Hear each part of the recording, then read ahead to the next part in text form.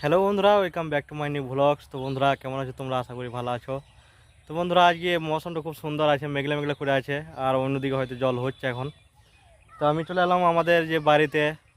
এদিকে অনেক কাঠ আছে, তো ওই কাঠগুলো আমি কাটবো রান্না করার জন্য। তোমরা হয়তো দেখেছ যে আমাদের প্রায় দিন কাঠে রান্না হয়ে থাকে, গ্যাস খুব আমরা কম ব্যবহার করি। তো এখন কাঠ কাটার জন্য আমি চলে এসেছি আমাদের বাড়িতে।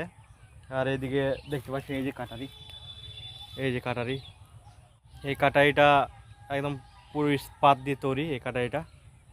তো এই কাটা দিয়ে কাটবো, আর এখানে আমি কাঠও নিয়ে চলে এসেছি। দেখতে পাচ্ছি এই কাঠগুলা এখন সব কাটবো। এই কাঠগুলা সম্পূর্ণ শুকিয়ে গেছে কাঠগুলা। তো এই কাঠগুলাতে রান্না বান্না হবে, আর খুব ভালো জলে এইসব কাঠ। তো আমাদের বাড়িতে আরও আছে কাঠ, তোমাদের দেখাবো। ভিডিওটা কন্টিনিউ দেখতে থাকো। প্রথমে চ্যানেল সাবস্ক্রাইব করো, লাইক করো, অবশ্যই একটু শেয়ার করে দেবে। তো চলো এই কাঠগুলো সব কেটে নিই, তারপর তোমাদের সাথে কন্টিনিউ আমি থাকবো। তো বন্ধুরা এগুলোকে বলা হয় তাহলে বাগরু, আর এগুলোকে এরমভাবে পাতলা পাতলাভাবে কাটতে হবে, নাহলে আমাদের উনুনটা যেটা আছে সেটা ছোট, এই কাঠগুলো ঢুকবে না। তো দেখতে পাচ্ছ এরকম ধরনেরই একটা আছে তাহলে বাগরুর একটা পার্ট। তো এটাকেও আমরা এরকমভাবে স্লাইডভাবে কেটে নেবো ছোটো ছোটো করে। তো এরমভাবে কাটতে হবে। আর এই যে কাটাইয়ের যা ধার, এক কপি পেরিয়ে যাচ্ছে একবারে। তো ভিডিও দেখতে থাকো কন্টিনিউ।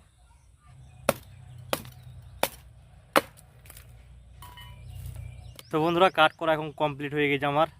আর এদিকে দেখতে পাচ্ছ যাবতীয় কাঠ ছিল এগুলো সব কেটে দিলাম, আর এই ঝুড়ির মধ্যে রেখে দিলাম। এই ঝুড়িটাকে শান্তনুকে আনা করালাম।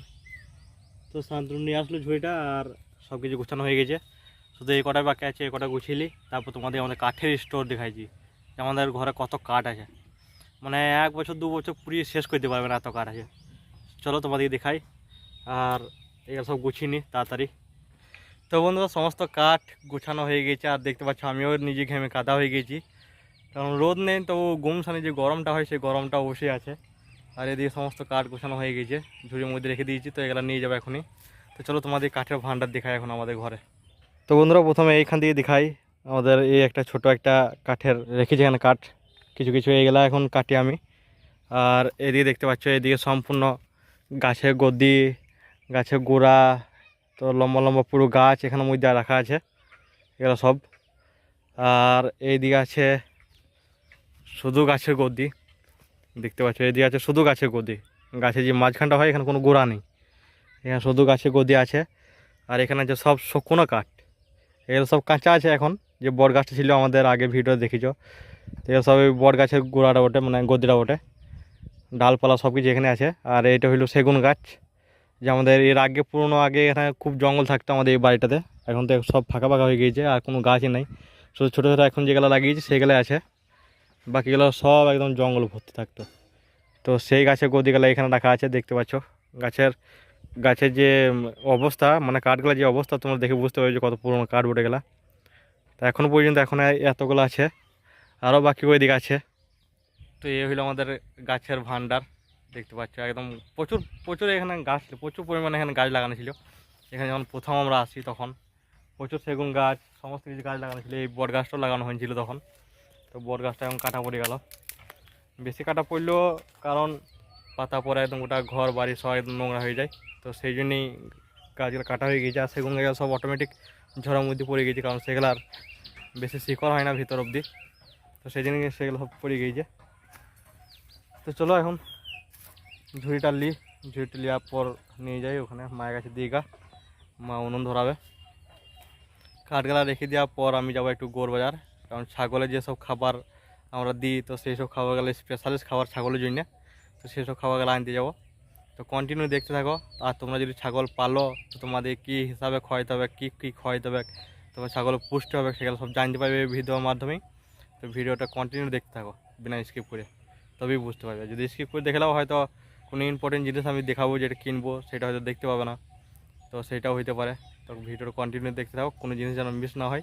আর যদি ঘরে তোমার ছাগল পালো তো অবশ্যই এইসব জিনিসগুলা এনে খাওয়াবে, কিনে খাওয়াবে, দেখবে ছাগল পুষ্টিকর হবে আর দেখতে খুব সুন্দর হবে ছাগলগুলো। তো বন্ধুরা যে ছাগলের খাবারের ব্যাপারে আমি কথা বলছিলাম, এখন দেখতে পাচ্ছি এগুলো শুধু খড় কুটে গেলা।